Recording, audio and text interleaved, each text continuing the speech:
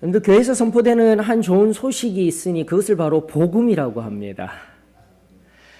여기에 나오신 우리 한 사람 한 사람들 모두가 복음을 듣고 누리고 깨달은 귀하신 분들이라 저는 믿습니다. 그 복음, 헬라어로 이야기하는 유앙겔리조라는 이야기는 말 그대로 좋은 소식이에요. 복된 소식이에요. 영어로 이야기하면은 굿 뉴스입니다. 자, 그런데 오늘 본문 말씀을 통하여서 특별히 다른 용어로 환원되어진 거듭남이라는 용어와 함께 이 복음이 동일한 용어로서 우리가 바라보게 되어질 때 예수님께서는 이 복음 앞에 놀라워하지 말아라 라고 이야기를 하고 있어요. 근데 오늘날 앞서도 말씀드린 이 복음을 듣고 우리의 심령 가운데 지금의 우리의 존재가 과연 그 놀라움과 기이함도 있는 시대를 살아가고 있는지 우리 자신을 점검해 보아야 합니다.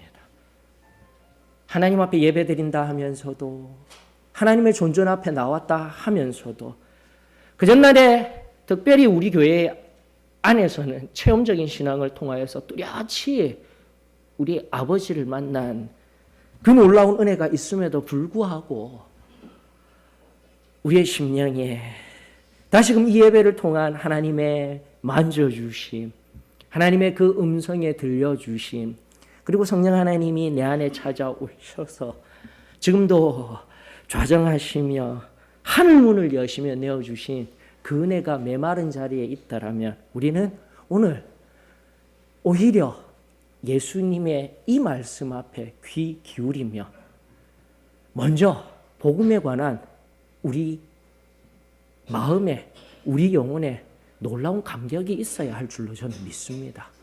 사랑하는 성도 여러분, 하나님의 귀한 자녀 여러분, 다시금 우리 주님으로 말미암은 우리 심령에 놀라움이, 감격함이, 기쁨이 있습니까? 너무 약해요. 너무 약해요. 저는 바라기는 우리 소망교회 성도님들이 지금 이 순간 당연히 경험되어질 그 놀라운 복음에 의한 은혜가 우리 심령 가운데 차고도 흘러넘치기를, 그리고 아멘 큰 소리로 고백되어지는 은혜가 저희들 가운데 이루어지기를 주의 이름으로 축원합니다. 여러분들, 복음이라는 게 일단은 이성적으로 이해하려고 하면 녹록지가 않습니다. 여러분들, 제가 지금 나열하는 단어들 여러분들이 어떻게 개념들을 정립하고 있는지 한번 살펴보셔요. 창조, 타락, 예지, 예정, 십자가, 구속, 대속, 소명, 부르심, 회심, 회개, 신생, 중생, 거듭남, 구원, 성결, 점진적 성화, 완전 성화, 성령 침례, 성령 충만, 영화. 더 갈까요? 목사님, 이 정도로만 이 정도로만. 여러분들 어떠셔요?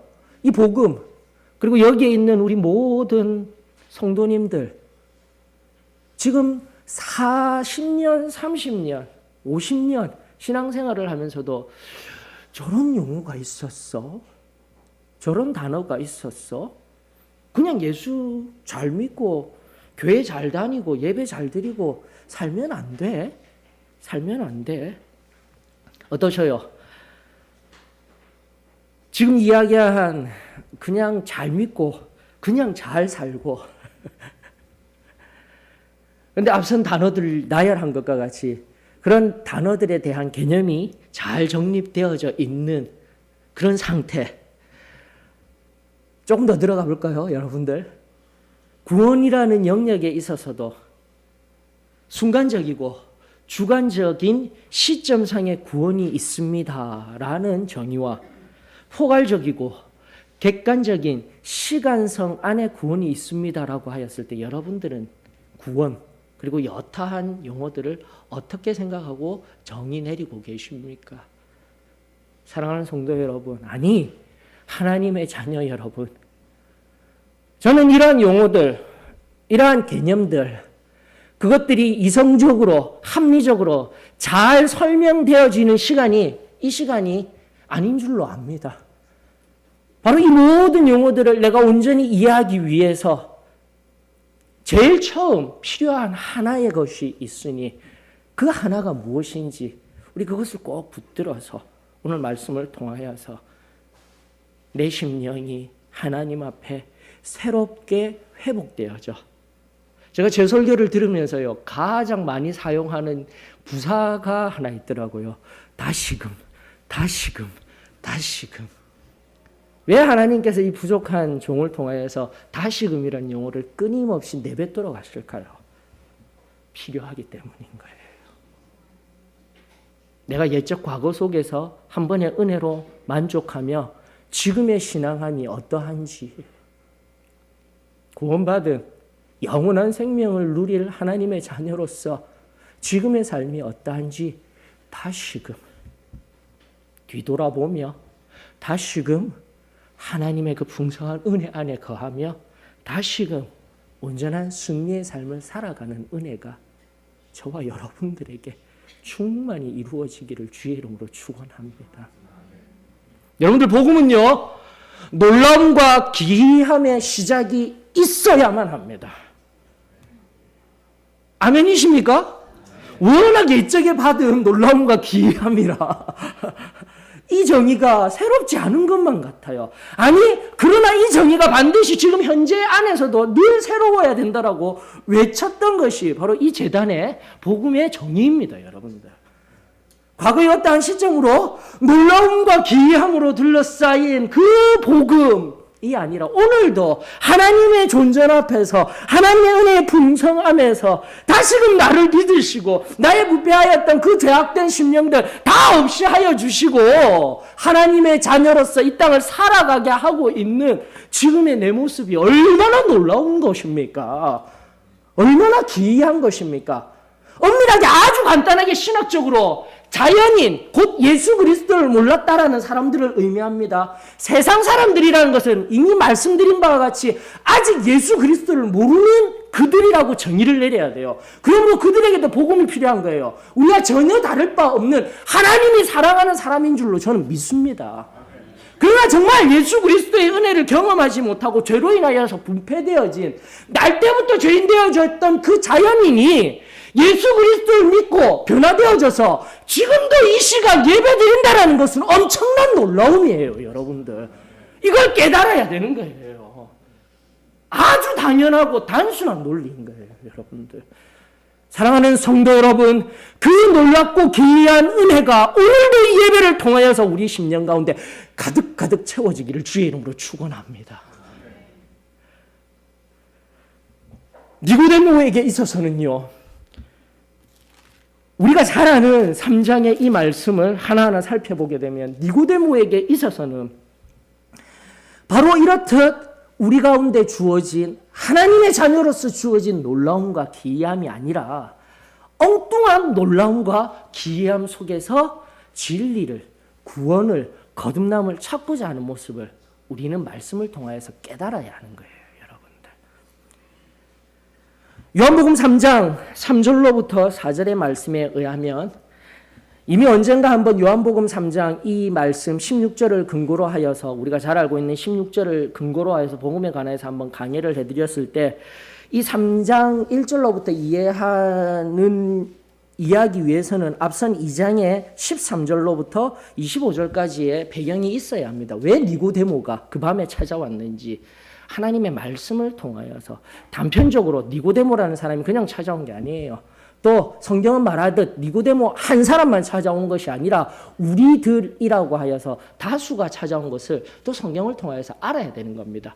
그런 의미에서 오늘 3장 7절 본문 속에서도 녹아 있는 내게라는 이 용어는요, 바로 너희가라는 복수의 형태라는 것도 여러분들이 우리가 깨달아 알며 이 복음은 편만한 누구에게나 주어진 복음이다라는 것을 아주 단순하게도 깨달아 알 수 있는 거예요. 어떤 특정한 니고데모와 같이 진리를 찾으며 무언가를 얻기를 원하는 특정한 열심이 있어야, 만약 그렇게 이야기하면 구원의 놀라운 사역은 하나님의 은혜로 말미암은 사역이 아니라 인간의 열심으로 말미암은 구원이다라는 이단으로 들어갈 수가 있는 거예요, 여러분들. 그러면 하나님 말씀과 우리가 깨달았던 체험적인 삶, 그 놀라운 은혜들의 참된 균형을 이루며 참된 만족을 이루며 하나님의 구원이 거듭남이 무엇인지 오늘 깊이 깨달아 아는 저와 여러분들이 되었으면 좋겠습니다. 3장 3절로부터 4절, 앞서 말씀드린 니고데모가 영적으로 하나님의 자녀가 됨으로 말미암아 누리는 놀라움과 기이함이 아닌 다른 놀라움과 기이함을 느끼는 장면이 바로 3장 3절로부터 4절 속에 그 첫 번째가 놀라움의 의미가 등장하고 있습니다. 3장 3절, 예수께서 대답하여 이르시되 진실로 진실로 내게 이르노니 사람이 거듭나지 아니하면 하나님 나라를 볼 수 없느니라. 그리하 했을 때 니고데모의 반응은 이르되 사람이 늙으면 어떻게 날 수 있사옵나이까? 두 번째 모태에 들어갔다가 날 수 있사옵나이까? 라고 이야기를 하고 있어요. 사랑하는 성도 여러분, 저는 여러분들이 복음이 선포되어지는 그 장소에 복음이 선포되어지고 복음을 들을 수 있는 예배의 자리에 들어가게 되면은요, 다른 거 다 놓치지 마셔요. 예배는 이렇게 되어져야 돼. 예배는 거룩하게 되어져야 돼. 내 속에 있는, 내 머릿속에 있는 예배라는 그 틀이 바뀌어져야 되는 거예요. 무엇으로 바뀌어져야 됩니까? 예배라는 것은 하나님을 만나는 장소이자 하나님이 중심이자 하나님만을 만나며 하나님만을 경험하는 장소, 곧 시간입니다. 이 정의가 먼저 나와야 될 줄로 믿습니다. 하나님이 중심이 되어져야 돼요. 오늘 예배를 바라보면서 처음부터 지금의 내 마음의 상태를 점검하십시오. 다시금 내 속에 아이고 오늘도 또 관연하기 삐끗했네. 아이고 오늘 부른 저 찬송 부르던 저 두 형제 자매는 누굴꼬? 아이고 오늘은 왜 저렇게 샤우팅을 안 하지? 절제하면서 하네? 이런 생각들이 떠들고 있으면은요, 이 예배를 잘못 드리고 있는 거예요, 여러분들. 가장 단순하게 하나님의 눈 앞에서 개미, 아니 먼지만큼도 못한 우리들이 잘하면 얼마나 잘할 수 있어요.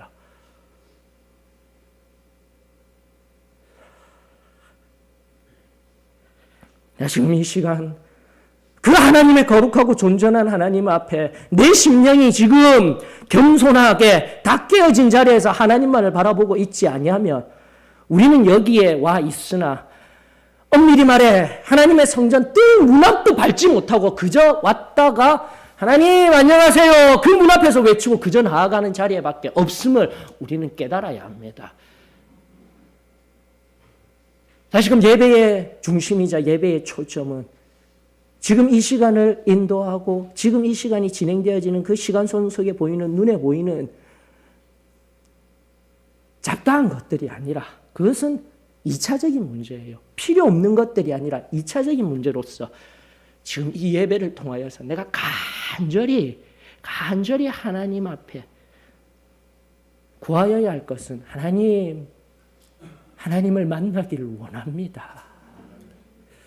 그 전날에도 만나주셨던 그 하나님이 이 예배를 통하여서 오늘 나의 삶 속에 오늘 내 안의 문제들 말씀하여 주시고 만져주시고 주님의 그 임재 속에서 우리 주님만이 주시는 놀라운 은혜들을 경험케 하여 주시옵소서. 주님 예배합니다. 주님 찬양합니다. 주님 그렇게 엎드려 하나님의 깊은 기도 속에서 주님 만나겠습니다. 이 영적인 가난한 마음이 저와 여러분들에게 늘 예배 드릴 때마다 임하여지기를 주의 이름으로 축원합니다. 이게 핵심이에요. 바로 하나님 나라를 볼 수 있으며 하나님을 경험할 수 있는 것에 초점을 맞추며 그 놀라운 일이 있어요 라는 질문을 했었어야 되는데 니고데모는 그 앞에 있는 어떻게 사람이 다시 낳는데 다시 모태로 들어가서 다시 태어날 수 있습니까? 여기에 초점을 맞추고 있는 거예요. 어떻게 예배를 드리고 어떻게 내가 들어야 되고 어떻게 잘못된 것입니다.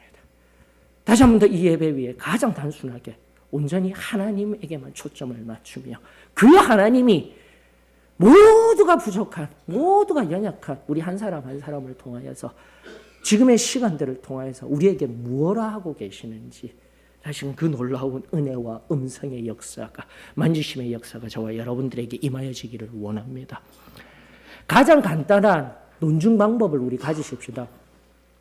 여러분 나름대로 저보고 이야기를 하시더라고요. 목사님 사진 참 잘 찍으시네요. 그 얘기를 하시더라고요. 찾아오셔요. 그리고 실증하셔요. 근데 여러분들 좋은 사진을 찍기 위해서는 제가 알아서 그런 게 아닙니다. 구도가 잘 나와야 합니다. 그리고 두 번째는 좀 밝아야 돼요. 어둡게 하면 안 돼요. 사진은 빛의 예술이라고 이야기를 하고 있습니다. 물론 어두움과 함께 할 수도 있지만 음영을 잘 알아야 돼요. 그리고 세 번째 중요한 것이 뭔 줄 아십니까? 모델이 좋아야 합니다. 좋은 사진이라는 것은 바로 자기 자신을 좋으면 되는 거예요, 여러분들. 그런데 영적인 논리도 마찬가지입니다, 여러분들. 하나님 앞에선 우리 인간의 시선은요, 가장 오래된 논증의 방법입니다. 개미의 시선과도 같다라고 여기십시오, 여러분들. 지금도 보셔요. 하나님은 이 높고 높은 자리에서 그 말로 형용할 수 없는 광대하심 속에서 우리를 바라보고 계셔요. 그 개념을 머릿속에 떠오르고 정말 개미만큼도 먼지만큼도 못한 나의 구도는 어떻게 되는 거예요? 한참 내려가야 되는 거예요. 그저 같은 시선에서 하나님을 보려고 하는 것, 이것은 당연히 복음을 받아 누리고 하나님과 성령님과 거주하고 있는 우리 그 친밀함 속에서 이야기하는 것이지, 복음이라는 영역 앞에서 하나님을 제일 처음 대면할 때에 우리의 시각은 어떻게 해요? 우리의 시각적인 구도는 바로 가장 낮은 자리에서 감히 고개를 들 수 없는 죄로 인하여서 3장 16절 또다시 말씀을 찾지 아니하여도 이미 예수 그리스도를 믿지 아니함으로 심판받은, 정죄받은 우리 자신의, 우리 인간의 본연의 상태를 깨달아 두렵고 떨리는 마음으로 하나님을 바라보아야죠. 그리할 때에 내 속에 예수 그리스도, 즉 하나님께서 친히 그 하나님의 진노를 감히 쳐다볼 볼 수 없는 그 어미 앞에, 그 놀라운 광장 앞에서 예수 그리스도라는 십자가를 통하여 친히 이 땅에 내려오셔서 자기 자신을 찢으시고 피와 살을 내어주신 그 사랑이 나를 완전히 녹여버리는 거예요. 그것이 바로 제일 처음 우리 하나님을 만나서 내 입술로 그 사랑에, 그 강력한, 그 놀라운 사랑에, 그 황홀함에 내 모든 죄들을 의지적으로 내가 끄집어 올려서 하는 것이 아니라 바로 그 사랑 앞에 내가 예수님을 몰랐습니다라는 이 근원적인 상태 속에서 예수님을 모름으로 말미암아 지금까지 살아오면서 행하였던 죄들이 제일 처음 우리 간증과 같이 영화 필름처럼 시간성으로는 순간이지만 내 어린 날로부터 하나하나 우리 하나님께서 우리의 영적인, 우리의 원래적인 인간의 상태를 십자가 위에서 깨달아 알게 하시며 회개케 하시고 내 심령의 모든 죄악을 다 끄집어내게 하시고 그 사랑, 십자가의 사랑 앞에서 완전히 녹아진 상태, 완전히 죽어 그 전날의 모든 죄들을 해결한 상태, 그것이 거듭남이자 신생이자 구원인 줄로 저는 믿습니다. 반드시 그 은혜가 경험되어져야 합니다. 그저 머리로서만 내가 예수 그리스도를 알면 안 돼요. 하나님의 나라를 볼 수 있어야 되며 그 하나님 나라의 영광의 보좌 위에 앉아 계신 예수 그리스도를 볼 수 있어야 하며 빛 대신 우리 하나님을 볼 수 있는 상태가 참된 구원의 은혜의 상태임을 저희는 믿습니다. 오늘날 이 시대가 말하듯 예수님이 주님이셔요. 자, 따라해 보세요. 예수님은 나의 주님이십니다. 여러분, 안 돼요. 다시금 신학적인 상태로 다시 돌아가서 자연인이 예수님은 나의 주인이십니다. 그 고백을 하는 것조차 하나님의 은혜이자 하나님의 은혜의 방편이, 저는 하나님의 은혜의 방편이라고 여겨요. 하나님의 은혜를 방편으로 하여서 은혜도 없는데 하나님을 제대로 알지도 못하는데 나는 구원받은 자녀야 라고 만들어버리는 이 시대 앞에 우리는 하나님의 말씀의 진리와 참된 체험적인 신앙의 자리에서 또다시 구원이 무엇인지 복음이 무엇인지 우리 자신은 명확하게 서 있어야 할 줄로 저는 믿습니다. 지난주 빌립보서 강의하면서도 주 안에서 서라. 예수 안에서 하늘의 문이 열리고 그 모든 지각들 위에 차원을 넘어선 하나님의 평강이 늘 임하고 있는 그 구원의 상태, 그 온전한 은혜가 지금도 저와 여러분들에게 이제는 시점 속에서 받았던 그 구원 속에서 계속된 완전한 성화와 성령 침례를 통한 성령의 충만함을 통하여서 지금도 그 구원의 감격을 잃어버리지 아니하며 살아가는 저와 여러분들이 되어지기를 주의 이름으로 축원합니다. 그러면서 우리가 살펴야 하는 것은 여러분 복음은요 바로 결코 놀라움과 기이함이 아닌 당연함입니다 라고 이제는 이야기할 수 있어야 되는 거예요. 여러분 예수님께서요 바로 이렇게 이야기를 하고 있는 것입니다. 이미 이 시대에 지금으로부터 2000년 전 예수님이 이 땅 가운데 오셔서 가르치시며 하나님 나라를 선포하시는 바로 이 본문 속 시대적 상황 속에서 예수님은 이미 오셔서 하나님 나라를 이루시고 계셔요. 아니 한편으로는 이루셨던 거예요. 그러나 완전한 참된 하나님 나라와 참된 구세주로서의 사역을 감당하기 위해서는 십자가가 필요해요. 온 인류를 위한 십자가. 그리고 다시 한 번 더 그 죽음을 이기시고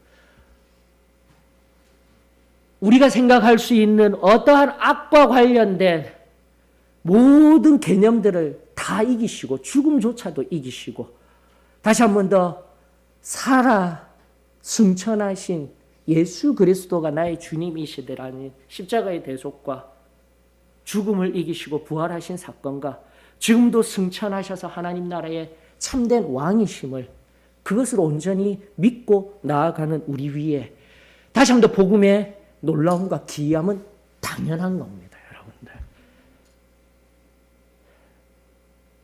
지금까지 이 재단에서 선포되어진 어떻게 지난주에 제가 말씀드린 바와 같이 그 어떻게 그리고 적용의 문제 하나님의 자녀가 되었으면 이런 삶을 살아갑니다는 승리의 삶의 문제에 대해서 부족한 2세대 종이 고민을 한 거예요. 왜요? 앞전에 그 뜨거웠던 신앙으로 살아갔던 그 모습들이 현저하게 지금 보이지가 않으니까.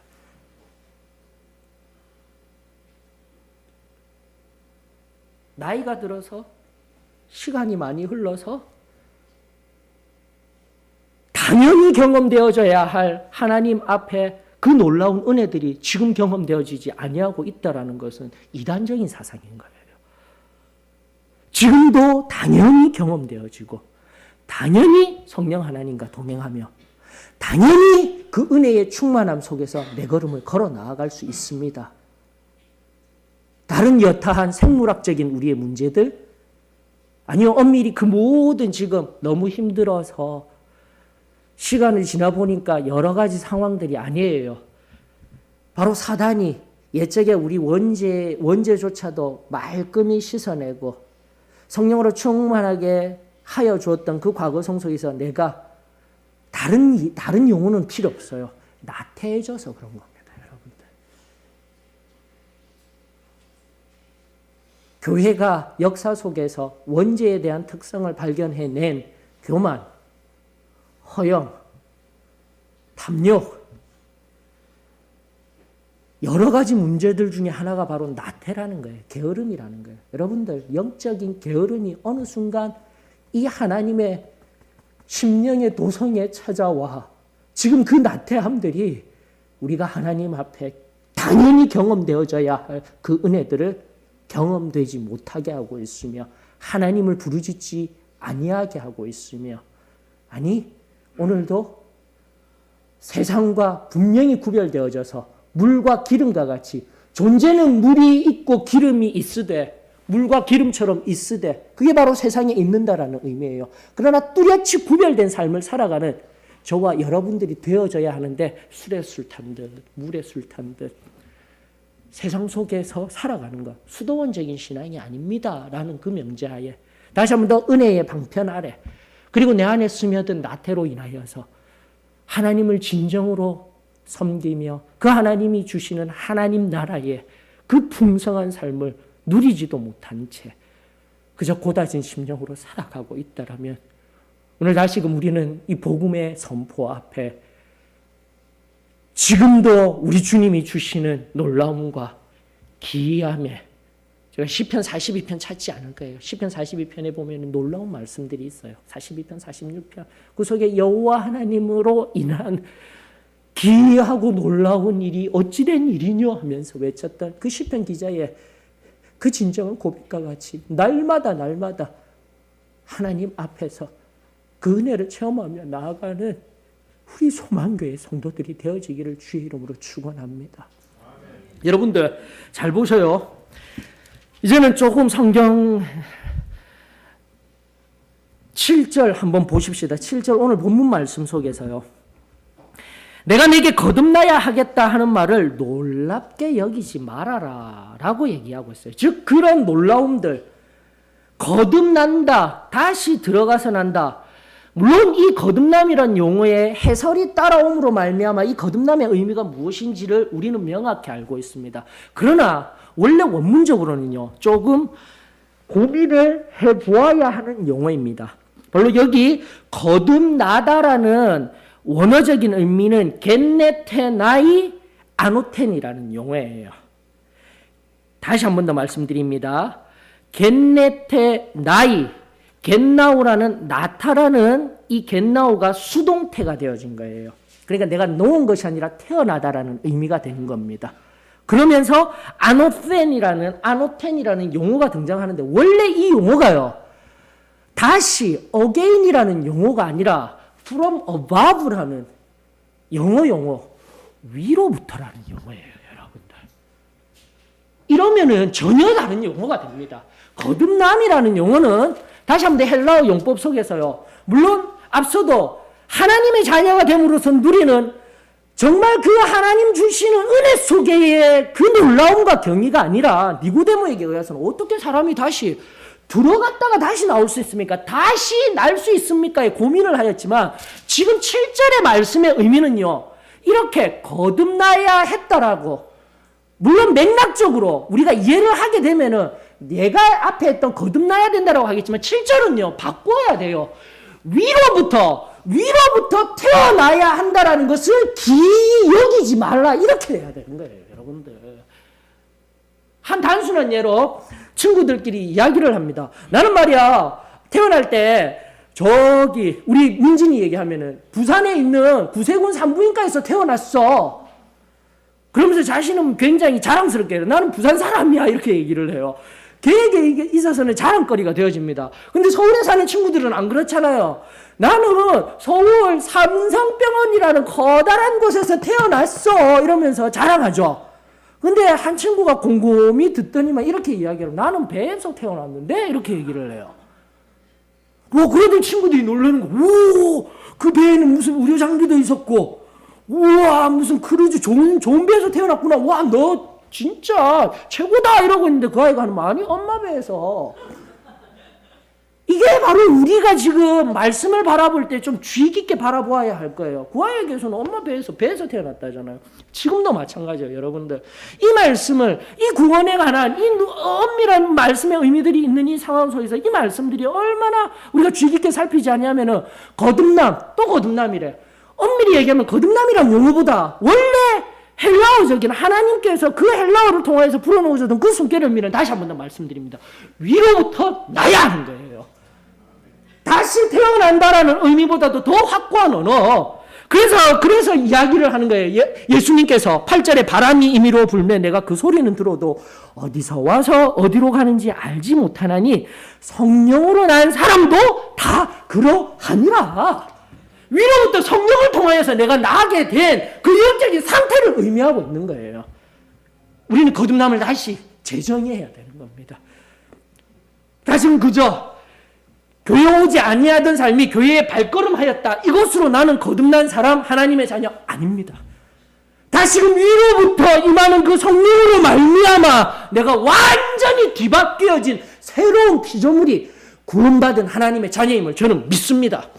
고린도후서 5장 17절 말씀, 우리 너무나 잘 알고 있는 말씀이잖아요. 사도 바울에 의하여서 전이된 이 귀한 말씀, 그런즉 누구든지 그리스도 안에 있으면 새로운 피조물이라. 뭔가 세상에 있던 것이 합쳐져서 모방품이 되어진 게 아니에요. 원래 있던 자가 저 사람 교회에 가는구나, 조금 윤리적으로 조금 더 선해졌네, 도덕적으로 좀 괜찮아졌네, 성품이 많이 좋아졌네, 이게 아니라 새로운 피조물이라는 말의 의미는 전혀 다른 종이 등장한 거예요. 여러분들, 이것이 바로 구원받은 하나님의 자녀임을 저는 믿습니다.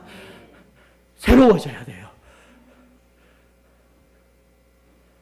하나님의 말씀 앞에서, 그리고 내가 받아 누렸던 그 체험적인 신앙 아래에서 나 자신의 삶이 지금도 전혀 세상과는 다른 생각과, 전혀 세상과는 다른 성공관과, 전혀 세상과는 다른 세계관을 가지고 오직 영원한 구원, 내 영혼의 영원한 생명을 위하여서 우리 열심히 나아가는 이 걸음, 사랑하는 성도 여러분, 저와 여러분들의 진정한 위로부터 난 그 놀라운 은혜가 우리들 가운데 새로워지기를 주의 이름으로 축원합니다. 제가 왜 이 말씀을 붙들 수밖에 없었냐면, 이번 주 한번 보십시다. 이번 주 제가 최장이었어요. 이번 주 소요 성경 통독 시간 열왕기하 17장을 하나하나 살피면서 북이스라엘이 멸망한 원인을 우리가 살피면서 1시간 30분 동안 강의하였습니다. 그리고 여러분들이 궁금하시다라면 다시금 말씀드립니다. KSAFC 밴드를 통하여서 이해가 잘 안 되고 목사님 말씀이 어려워요, 그 시점 속에서는 그 순간의 문장이라든지 맥락들이 잘 이해가 안 되면 한 번 더 들어보시고, 정말 그것이 진리인지 아닌지 계속 살펴서 하나님의 깊은 은혜 가운데 나아가는 역사가 있었으면 좋겠습니다.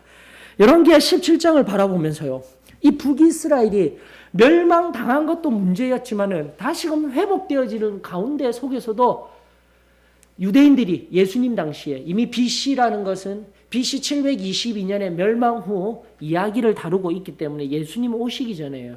그러나 예수님 오시고 난 후에 그 유대인들이 사마리아 사람들, 북이스라엘 사람들을 가장 싫어하며 이방인들보다도 더 못하게 여긴 이유가 바로 열왕기하 17장에 등장하고 있어요. 근데 그 이유는 명백합니다. 다른 이유가 아니에요. 혼혈이었네? 아니에요. 그것은 처음에 등장하는 이유일 뿐이지 가장 중요한 이유들을 우리가 발견하여서 오늘 우리의 삶 속에서 우리 자신들을 점검해 보아야 되는 거예요. 하나님의 자녀로서.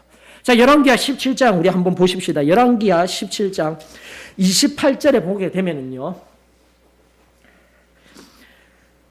북이스라엘이 무너지고 난 후에, 우리가 잘 알던 남유다가 무너지고 난 후에 바벨론은 다 데리고 가버려요. 다 데리고 가서 그 땅을 완전히 황폐하게 만들어버리지만, 아수르라는 나라가 북이스라엘을 멸망시켰을 때는 그냥 다른 나라 사람들이 이곳에 정착하도록 그렇게 식민지 정책이 달라요. 그러다 보니 여러 사람들이 섞여서 사는 모습들이 지금의 멸망 후의 모습인 것입니다. 자, 그러다 보니 문제들이 막 생기는 거예요. 그들에게 있어서는 신 이해가 지역적인 신으로 여호와 하나님을 바라보면서 결국은 원래 아시리아로 잡아갔던 제사장들 중에 한 제사장을 다시 북이스라엘로 보내서 저들이 살고 있는 그 지역의 신으로 한정되어진, 그것도 여호와를 잘못 알고 있는 겁니다. 영적인 의미에서 하나님을 전혀 제대로 알고 있지 못하는 거예요.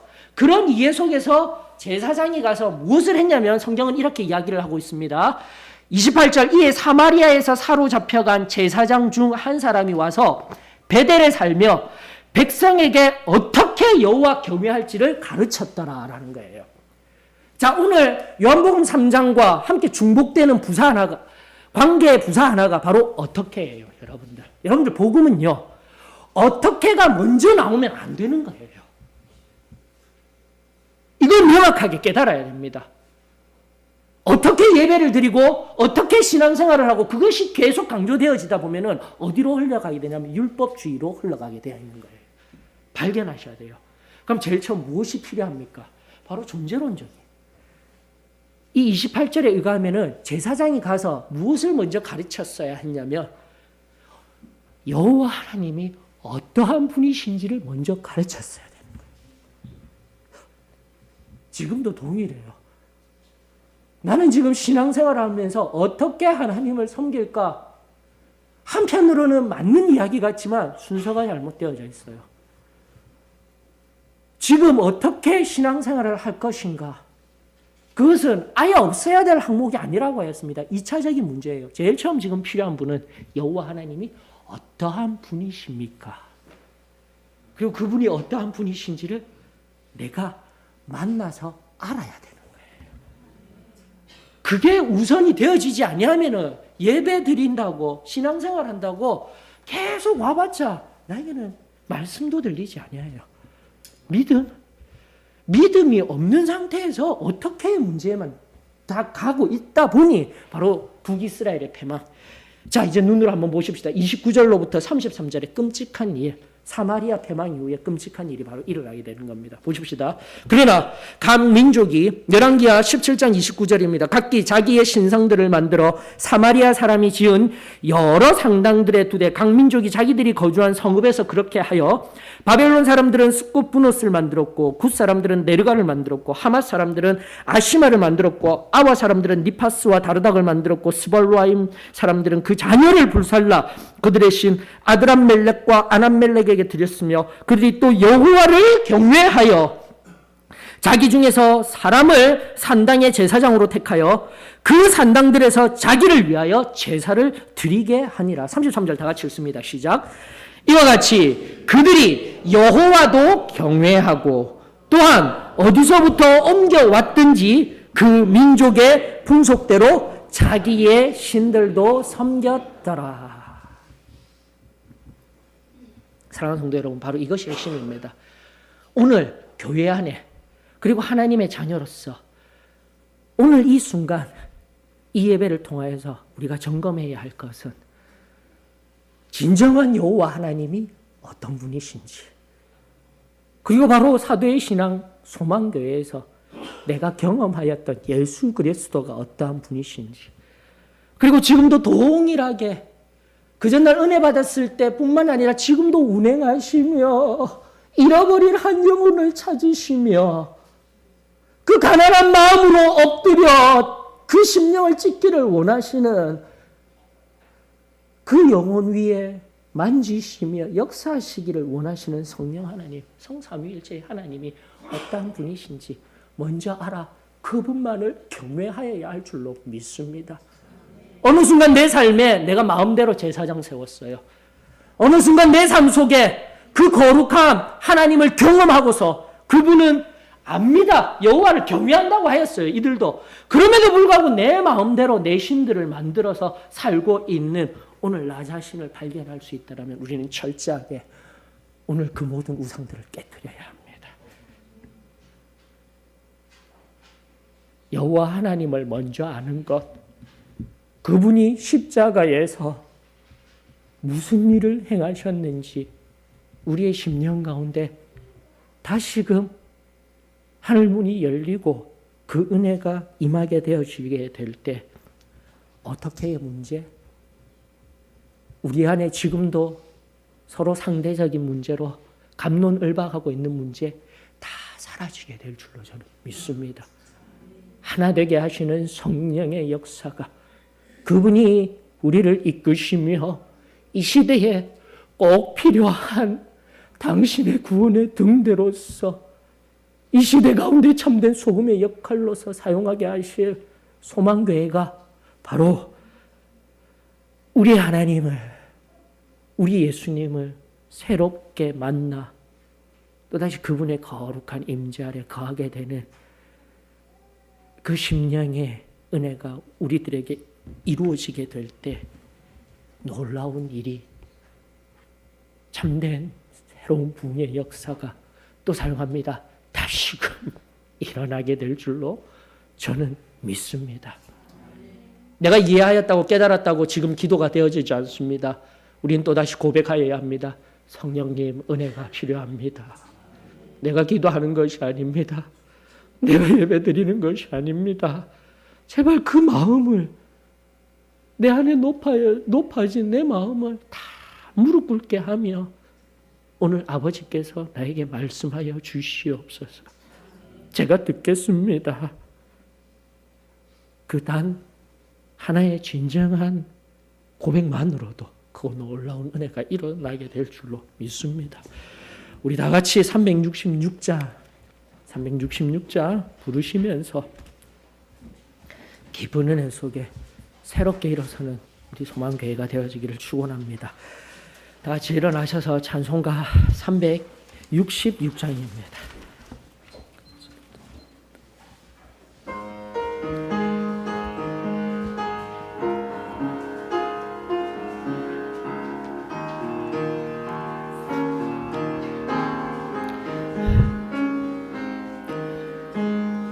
어두운 내 눈 밝히사 진리를 보게 하소서.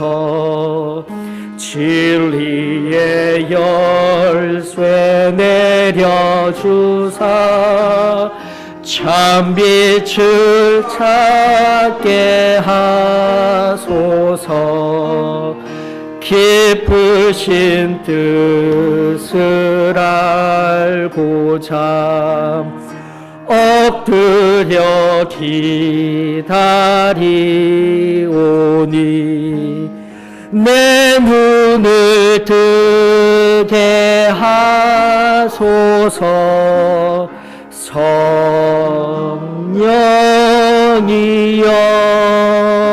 성령이여 막혀진 내 귀 여시사 주님의 귀한 음성을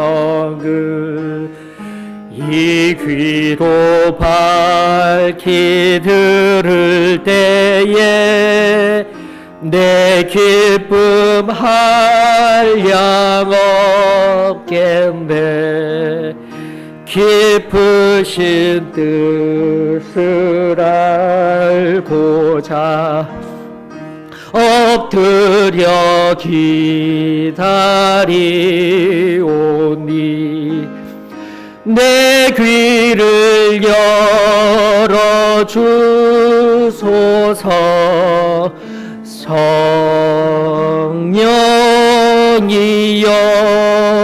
성령이여 봉해진 내 입 여시사 복음을 널리 전하고 차가운 내 맘 녹여주사 사랑을 하게 하소서. 깊으신 뜻을 알고자 엎드려 기다리오니 내 입을 열어주소서.